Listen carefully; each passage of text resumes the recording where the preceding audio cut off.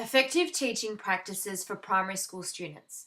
Firstly, let's begin by defining learning. Learning is when a student has acquired new skills, developed his or her knowledge, or made sense of explored concepts and understood a new perspective. Learning can also be thought as the behaviour changes as a result of a learner's experience. As teachers, we recognise learning in a number of ways from the student's behaviour. Some of the ways we can recognise learning is when a student performs a new behaviour. We can also notice the changing frequency of existing behaviour and the changing speed of existing behaviour. We may also notice a change in intensity and complexity of behaviour, or we may notice the student's response to different stimulus. It is important to recognise when learning has occurred in order to understand the fundamentals of learning theories. There are 4 main learning theories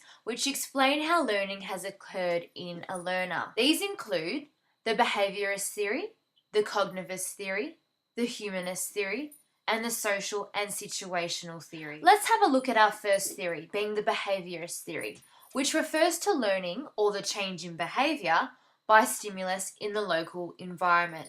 For example, the arrangement of the environment to produce a desired response. Therefore, your role as the educator for this particular theory is to ensure that the classroom promotes a positive climate for your students, which will enforce a desired behavioural response from your students. The second theory is the cognitivist theory, which refers to the internal mental process of information of the learner. This involves internal cognitive structuring of processing, memory, and perception. Therefore, the role of the educator is to ensure the content of the learning activity promotes processing of information, comprehension of information presented in the lesson, and the perception of the learner towards the specific task. The third theory is the humanist theory, which refers to a personal act to fulfill potential of the learner.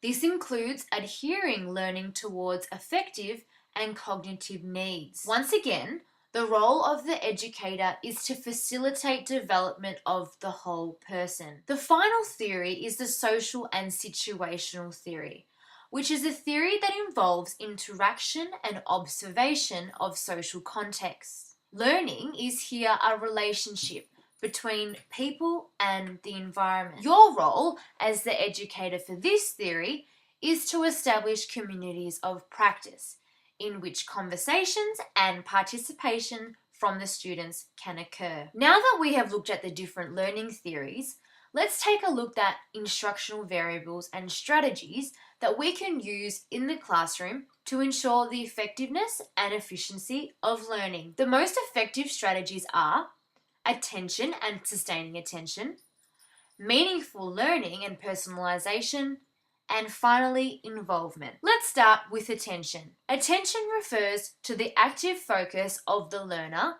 to specific stimuli to the exclusion of others. In order to sustain the learner's attention, teachers can make use of unusual, inconsistent, or surprising stimuli. They can utilize stimulus that provides emotional reaction, and they can also ask questions to keep the learner engaged and involved. Meaningfulness and personalization is another concept of learning which teachers can use to personalize information to their learners' lives. We can measure this information by the number of connections or associations that have been made between new information and the long-term memory. Now, you may be asking yourself, how do we make information more meaningful?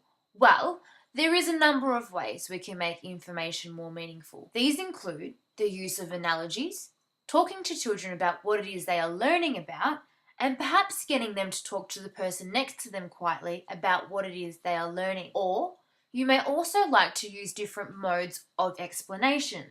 This may include words, pictures, and sounds. The use of examples is also a great way to make the information more meaningful to your learners. The next learning concept is involvement. The concept of involvement refers to encouragement of students to be mentally active and participate. If this is done correctly, learning and motivation will occur. There are a number of ways teachers can do this.